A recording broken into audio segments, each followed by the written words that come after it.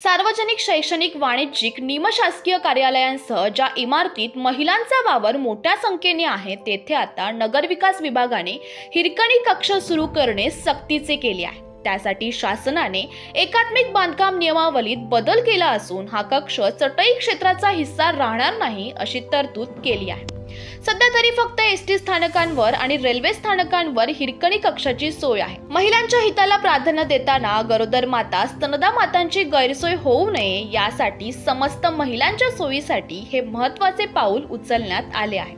यासाठी एकात्मिक बांधकाम नियमावलीत बदल करताना हा हिरकणी कक्ष कोठे असावा याबाबत काही अटी व सूचना करण्यात आल्या आहेत। राज्याच्या महिला धोरणाअंतर्गत या हिरकणी कक्षाची तरतूद केली आहे। विकास आणि नियोजन प्राधिकरणासह स्थानिक स्वराज्य संस्थांनी खबरदारी घ्यायची आहे। राज्याच्या नगर रचना संचालकांशी चर्चा केल्यानंतरच हे आदेश देण्यात येत असल्याचे नगर विकास विभागाने म्हटले आहे। हिरकणी कक्षाबाबत काय आहेत अटी जाणून घेऊयात। 1. ज्या ठिकाणी महिलांचा वावर मोठ्या संख्येने आहे अशा सार्वजनिक, शैक्षणिक, निमशासकीय इमारतीत ये जा करणाऱ्या गरोदर महिलांना विश्रांती घेता यावी, स्तनदा मातांना त्यांच्या बाळाला स्तनपान करता यावे यासाठी हिरकणी कक्षांची संकल्पना करण्यात आली। 2. हा हिरकणी कक्ष संबंधित इमारतींच्या तळमजला अथवा पहिल्या मजल्यावर जिन्यानजीक बांधावा, जेणेकरून गरोदर माता, स्तनदा मातांना तिथे ये जा करणे सोपे होईल।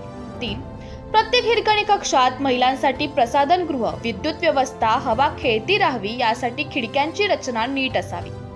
4. प्रत्येक हिरकणी कक्षात महिलांच्या विश्रांतीसाठी किंवा बाळाच्या स्तनपानासाठी अत्यावश्यक असलेल्या फर्निचर व इतर साहित्याची व्यवस्था असावी। 5.